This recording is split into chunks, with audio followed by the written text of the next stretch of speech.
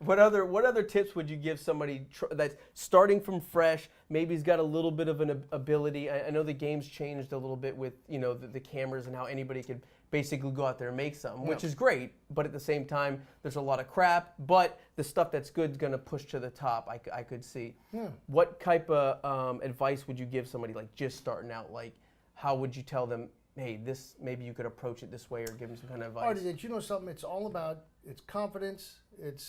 Here's the other thing. The biggest tip you can give anybody, Shakespeare said, follow your bliss. And it really is true. If this is something you have to do, then do it. Yeah. And don't quit. And this is get after it and don't stop. And make sure that you bust your ass and you do the best you can.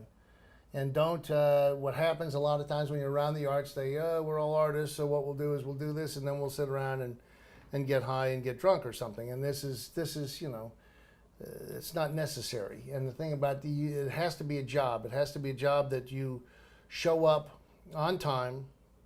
You don't show up drunk. You don't show up stoned. You don't show up, even though I can say on the thing. Oh, yeah, you can say that, but you don't do that. Even though it people think, oh, look at it, isn't that cool? Isn't that the creative process? Well, no, it's not, and it really doesn't have to be. So.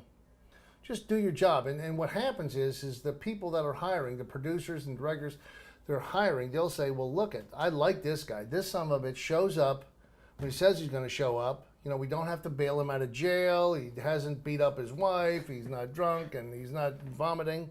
Yeah. So let's hire him again because he can do the job, and he's not, this guy. And believe me, it's a business. It's a business. People, there's a lot of money spent on a daily basis.